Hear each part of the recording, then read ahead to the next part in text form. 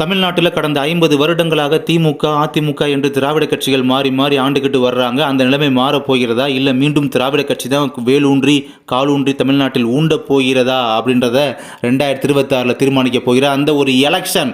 அந்த எலெக்ஷனில் யார் வெல்ல போகிறார்கள், முதலமைச்சராக வர வாய்ப்புகள் யாருக்கு இருக்கிறது என்பதை பற்றிய கருத்து கணிப்பு பார்த்தீங்கன்னா, ப்ரொஃபஸர் ராஜநாயகம் லீடில் பார்த்தீங்கன்னா அவங்களுடைய ஹெட்டில் மக்கள் ஆய்வகம் அப்படின்ற ஒரு ஆர்கனைசேஷன் பார்த்தீங்கன்னா இந்த ஒரு கருத்து கணிப்பு எலெக்ஷன் ப்ரொடிக்ஷன் அப்படின்றத எக்ஸிட் போல் அப்படின்றத பார்த்தீங்கன்னா பப்ளிஷ் பண்ணியிருக்காங்க. அந்த இன்ஃபர்மேஷனை பற்றி தான் இந்த ஒரு வீடியோவில் உங்கள்கிட்ட காட்ட போகிறோம். அந்த ஆர்கனைசேஷன் பார்த்தீங்கன்னா என்ன கொஸ்டின் ரைஸ் பண்ணியிருக்காங்கன்னா, 2026 சட்டமன்ற தேர்தலில் எந்த கட்சிக்கு நீங்கள் ஓட்டு அளிக்க போகிறீர்கள் அப்படின்ற மாதிரி கொஸ்டினை வந்து ரைஸ் பண்ணியிருக்காங்க பீப்புள்ஸ் கிட்ட. இது பார்த்தீங்கன்னா டோட்டலாக ஒரு 1000 பீப்புள்ஸ் கிட்ட பார்த்தீங்கன்னா அப்ராக்சிமேட்டாக அந்த கண்டக்ட் பண்ணியிருக்காங்க.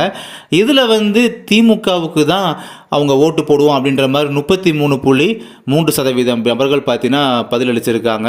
அதே மாதிரி அதிமுகவுக்கு எவ்வளோ பெர்சன்டேஜ், தாவேகா புதிதாக ஆரம்பிக்கப்பட்ட கட்சி அதுக்கு எவ்வளோ பெர்சன்டேஜ், நாம் தமிழர் கட்சி, பாஜக ஒரு தேசிய கட்சிக்கு எவ்வளோ பெர்சன்டேஜ் ஓட்டு அளிக்க போகிறோம்ன்ற மாதிரி எத்தனை பேர் இப்படி சொல்லியிருக்காங்க. இத்தனை கட்சிக்கு மொத்தமாக நாங்கள் இந்த கட்சிக்கு ஓட்டு அளிக்க போகிறோம் அப்படின்றத ஒரு 1000 பேரில் கருத்து கணிப்பு நடத்தி இவ்வளோ பெர்சன்டேஜ் ஓட்டு போடுறதுக்கு தயாராக இருக்காங்க, இவ்வளோ பெர்சன்டேஜ் பீப்புள்ஸ் வந்து இந்த கட்சிக்கு ஓட்டு போடுறாங்க அப்படின்றது ஒரு தெளிவாக ஒரு கிளியர் இன்ஃபர்மேஷன் அவங்களுக்கு கிடைக்கிது. இதில் பார்த்தீங்கன்னா 2ஆம் இடத்துல வந்து அதிமுக 19.4% அப்படின்ற மாதிரி இருந்தாலுமே கிட்டத்தட்ட ஏறத்தாழ 3ஆம் இடத்துல இருக்கக்கூடிய தாவேகாவும் 18.7% சலிச்சதில்லை அப்படின்ற மாதிரி, அதாவது சலைச்சதில்லை அப்படின்ற மாதிரி 2ஆம் இடத்துக்கு தாவேகாவும் போட்டி போட்டு தான் இருக்குது.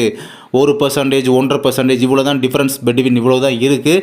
அதனால பார்த்தீங்கன்னா 2ஆம் இடத்துக்கு தாவேகா ஒரு பிரதான எதிர்க்கட்சியாக தாவேகா வந்து உட்காருமா தமிழகத்தில் அப்படின்ற மாதிரி இந்த கருத்து கணிப்பு முடிவுகள் நமக்கு தெரிய வருது.